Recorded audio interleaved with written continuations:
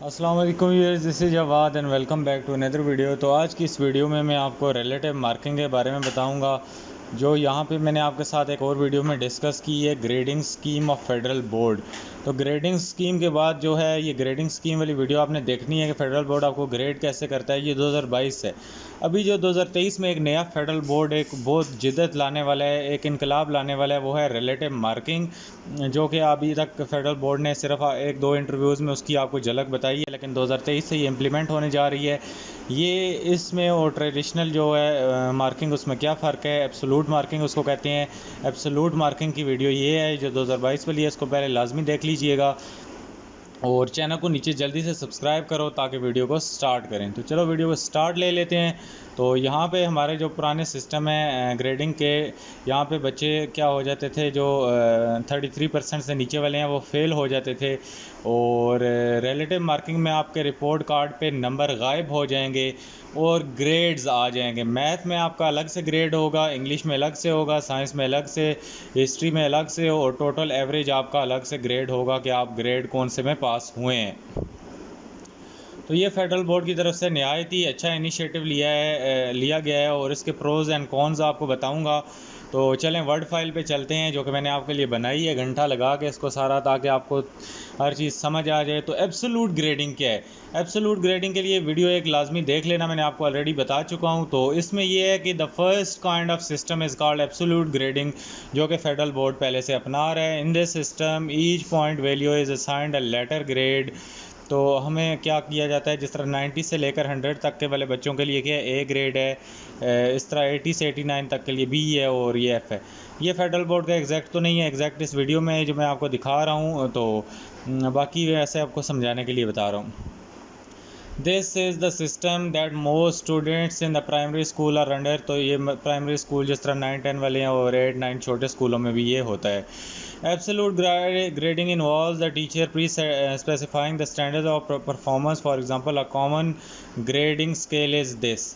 तो ये federal board का भी इसी तरह का ग्रेडिंग स्केल है, जो कि मैं यहाँ पे वीडियो में डिस्कस कर चुका हूँ इस वाली में। तो आप इसको जाके देख सकते हैं। जिस तरह ये एक एग्जांपल है, एग्जैक्ट वही नहीं है। तो यहाँ पे ए ग्रेड किसको मिलता था, 90 से 100 वालों को। इसी तरह ये वाला ग्रेडिंग स्केल है। तो ये आपको पता होगा, सारे बच्चों को पता है। और फेडरल बोर्ड का A1 से शुरू होता है और ये ए से शुरू हो रहा है, इसमें कोई कन्फ्यूजन वाली बात नहीं है। अब रिलेटिव ग्रेडिंग क्या चीज़ है? रिलेटिव ग्रेडिंग क्या है कि the other kind of system of grading is called relative grading. In this system, grades are given based on the student's score compared to the other in class. समझाता हूँ सारा तफसील से। This system is used in some universities and colleges and advanced high level schools. तो federal board आपको पता है कि इंटरनेशनल स्टैंडर्ड्स को टच कर रहा है, इसीलिए उसने ये ग्रेडिंग सिस्टम अपनाने के लिए ठान ली है। अभी यहाँ पे ये आपको समझाता हूँ कि स्टूडेंट को कंपेयर किस तरह किया जाता है। इसमें यहाँ पे पॉइंट नंबर 4 से इम्पॉर्टेंट है, the highest score are assigned grade A और ए प्लस। अब फेडरल बोर्ड की मर्ज़ी है, वो ग्रेड ए से शुरू करते हैं, ए प्लस से, इसीलिए दरमियान में मैंने और डाल दिया है। तो highest scores, for example, if the highest score is 92 out of 100, then 92 will equate to an grade A। तो ग्रेड ए कहाँ से शुरू होगा, 92 से, और उसके बाद the lowest grade will equate to F. Class में सबसे हाईएस्ट बच्चे के 100 में से कितने नंबर है, 92, तो 92 से हाईएस्ट ग्रेड शुरू हो जाएगा। फिर टीचर जो होगा, फेडरल बोर्ड जो होगा, वो इतना आपको एक टेबल बता देगा, एक पैमाना जो उनका अपना बनाएंगे वो बता देंगे। फ़िलहाल उन्होंने पब्लिक नहीं किया, क्या पता वो इसी पैमाने को अंदर अंदर रखें, क्योंकि ये जो मैं वीडियो बना चुका हूँ इसी को रखें, क्योंकि अगर उन्होंने इतनी एडवांसमेंट की तो बच्चे ज़्यादा फेल भी हो सकते हैं। इसी तरह the lowest score will equate to F. अगर लोएस्ट स्कोर ऑफ सबसे क्लास में कम, अब ये नहीं है कि फेडरल बोर्ड लोएस्ट स्कोर आपको कहेगा कि 33%, तब लोएस्ट स्कोर फॉर एग्जांपल पूरे बोर्ड के जो पेपर हुए 9th क्लास के, 9th में सबसे कम बच्चों के 75 नंबर है, 75 से नीचे कोई है ही नहीं, 75 वाला फेल हो जाएगा। ये है रिलेटिव ग्रेडिंग का सिस्टम। यहाँ पे 33 वाला नहीं फेल होगा, 25 वाला नहीं फेल होगा, यहाँ पे क्या होगा 75 वाला फेल हो जाएगा। सबसे कम नंबरों वाला बच्चा फेल हो जाएगा और सबसे ज़्यादा नंबरों वाले को ग्रेड ए मिलेगा। और उससे जो कम है, जिस तरह टॉप 10 है, टॉप 92 या 82 से लेकर 92 वालों को फिर वो इस तरह कर लेंगे, ग्रेड ए देंगे। और इसी तरह पीछे आते आते जो सबसे कम नंबर होंगे, 75 कम है, 75 को एफ मिल जाएगा, 75 वाले सारे बच्चे फेल हो जाएंगे। तो ये ग्रेडिंग सिस्टम हो गया है तो फेडरल बोर्ड का। इसमें काफ़ी बच्चों को फ़ायदा भी है कि ये है कि आपके फॉर एग्ज़ाम्पल मैं आपको एक मिनट समझाता हूँ नीचे करके। जिस तरह ये है कि आपके 520 में से कितने नंबर आए हैं आपके जी, नंबर आए हैं 502 नंबर आए हैं जी 520 में से। तो आपको क्या मिला जी, ग्रेड ए। अब मैं ए प्लस वगैरह नहीं लिख रहा, फॉर एग्जांपल ए ग्रेड को सबसे हाईएस्ट ग्रेड हम कंसिडर कर लेते हैं। आपको 520 में से 502 वाले को ग्रेड ए मिल गया। और उसके बाद हम अगर देखें तो जो हमारा है बच्चा जिसके आए हैं जी 490 आए हैं 520 में से, उसके लिए भी अगर फॉर एग्ज़ाम्पल वो ज़्यादा नीचे लोएस्ट स्कोर में नहीं मिलेगा तो उसको भी ग्रेड क्या मिल जाएगा, ए मिल जाएगा।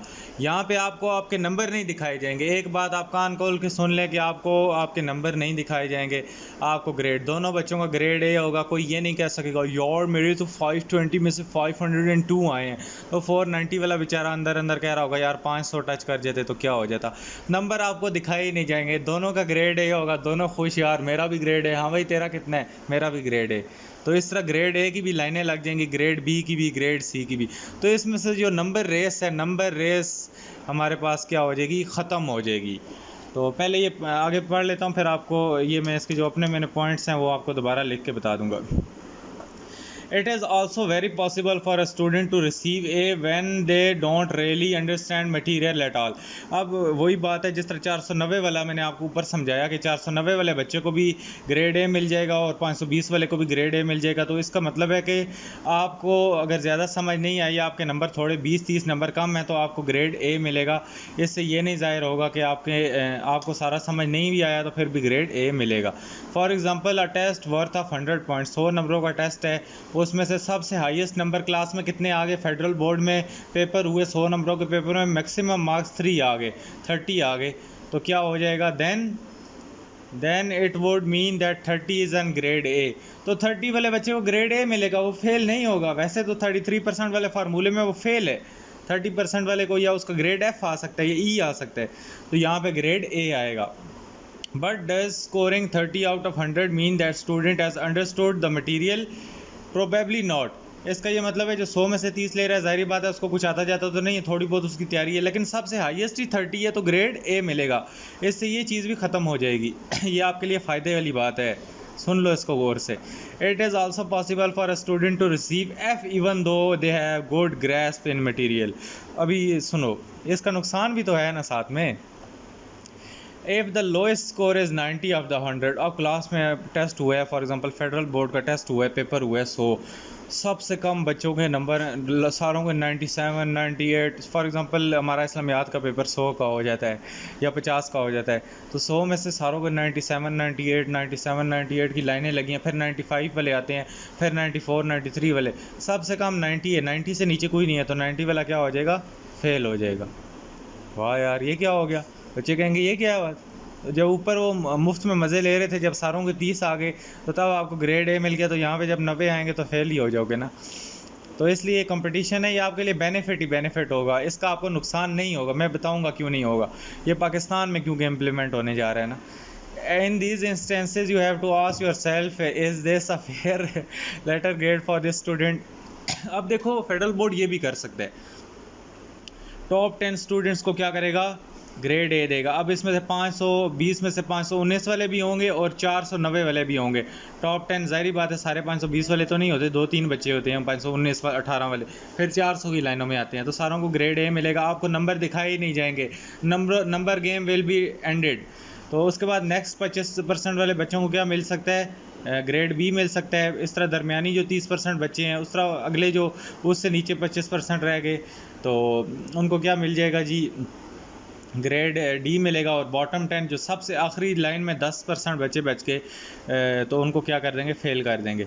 For example in graduate school, अब ये एक स्कूल की एग्ज़ाम्पल मैंने आपको दी है। जिस तरह टॉप उन्होंने 60% बच्चों को क्या किया, ग्रेड ए दे दिया, नेक्स्ट 30% को ग्रेड बी दे दिया, उसके बाद 10, ये क्या हो गया 60 70 80 90 और ये 100 सी। वो एफ़ किसी को देते ही नहीं है, एफ़ की नौबत ही नहीं आती।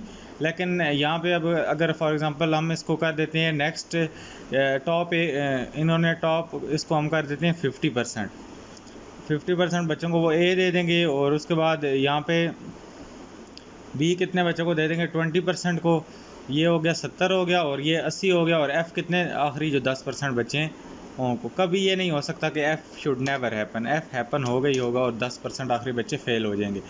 अब यहाँ पे मैं आपको बताता हूँ कि आपको फेडरल बोर्ड एक बात तो पक्की अभी उन्होंने इस बारे में, ये तो कंफर्म है, ये 2023 के पेपर से आपका जो 9 10 फर्स्ट ईयर सेकंड ईयर के पेपर होंगे उनमें नंबर ख़त्म हो जाएंगे। Number will not be shown, numbers will not be shown. तो आपके जो पेपर होंगे उनमें नंबर क्या होंगे, आपको नहीं दिखाए जाएंगे। इन एनी केस, किसी भी केस में आपको नंबर नहीं शो किए जाएंगे। तो यहाँ पे पोजीशंस भी ज़ाहिर बात है, फिर इतने ज़्यादा ए ग्रेड जब आएंगे पोजीशंस वाला भी काम ख़त्म हो जाएगा। Numbers will not be shown in any case, आपको किसी सूरत में नंबर्स नहीं दिखाए जाएंगे। Only grades will appear, only grades will shown. तो इसका जो स्केल है फेडरल बोर्ड जो अभी रिलीज़ करेगा वो हम आपको बाद में बता देंगे। फ़िलहाल ये चीज़ कंफर्म है कि आपके सामने ये काम होने जा रहा है। तो बाकी आपके क्या होगा कि रिलेटिव मार्किंग में यही है कि आपको ग्रेड्स ही सारी सब्जेक्ट्स के आगे भी मार्क्स के आगे भी दिए जाएंगे। फिर उनको पता नहीं वो टोटलिंग किस तरह करते हैं, उसका वो फार्मूला फेडरल बोर्ड जो है, अब हर किसी स्कूल कॉलेजेस का अपना फार्मूला होता है, फेडरल बोर्ड भी कुछ करेगा। लेकिन इसमें ज़्यादा से ज़्यादा ये फ़ायदा होगा कि जो नंबर गेम लगी हुई है, नंबर रेस, वो ख़त्म हो जाएगी। क्लास में जो मैंने जिस तरह आपको बताया, ये ऊपर भी बताया कि 520 और 490 10-20% के फ़र्क वाले बच्चों के भी ग्रेड A+ या A1 आ जाएगा। तो इससे ये डिस्क्रिमिनेशन ख़त्म होगी। बाकी मज़ीद डिटेल में मैं आपको बताऊंगा जब फेडरल बोर्ड रिलीज़ करेगा इसको ऑफिशियली, मतलब इसका ग्रेडिंग स्केल। वैसे तो ये कंफर्म बात है और फेडरल बोर्ड ने अपने मुंह से कहा है इंटरव्यूज़ में कि हम इसको 2023 के एग्ज़ाम से इम्प्लीमेंट करने जा रहे हैं। तो आपके रिज़ल्ट कार्ड पे कहीं नंबर नहीं डिस्प्ले किए जाएंगे। तो मैं आपको ग्रेडिंग स्केल बताऊंगा जो फेडरल बोर्ड ऑफिशियली बताएगा। फ़िलहाल आपको एग्जांपल दे के समझा दिया है। अभी मसला क्या आता है, आपके क्वेश्चंस आएंगे नीचे, आप कमेंट में लगातार क्वेश्चंस करें। जितने भी आपके जहन में क्वेश्चन आ रहे हैं, मेरे जहन में जितने आ रहे थे मैंने वो क्लियर कर दिए हैं। अभी भी अगर आपके ज़ाहिर बात है आपके भी दिमाग तेज़ चलते हैं तो कोई क्वेश्चन है वो बताएं, मैं उस पर वीडियो बनाऊँगा सारे क्वेश्चन को इकट्ठा करके। मिलता हूँ किसी और वीडियो में, अपना बहुत सा ख्याल रखिएगा। अल्लाह हाफ़िज़। और नीचे कमेंट में लाजमी ये बताएं कि आपको एब्सोल्यूट ग्रेडिंग सिस्टम पसंद है या रिलेटिव ग्रेडिंग सिस्टम। मेरे ख्याल से आपको रिलेटिव ग्रेडिंग सिस्टम में फ़ायदा होगा। ये जो फेडरल बोर्ड के बच्चों के नंबर आते हैं, यार उसके देखो फ़लाँ के बच्चे के इतने नंबर है, तुम्हारे इतने, तो अब जब ग्रेड्स होंगे तो बहुत सारे बच्चों के ग्रेड ए आ जाएंगे, जिससे ये डिस्क्रिमिनेशन ख़त्म होगी। और टॉपर्स का नीचे बच्चे पूछेंगे, टॉपर्स का मैं पहले बता दूँ, टॉपर ज़ाहिर बात है जब 10 ग्रेड आ गए तो टॉपर कौन सा रहेगा, तो वो भी ख़त्म हो जाएगा। तो आप नीचे अपने क्वेश्चन लाजमी पोस्ट करें और बताएं कि आपको ये ग्रेडिंग सिस्टम कैसे लगा। अल्लाह हाफ़िज़, टेक केयर।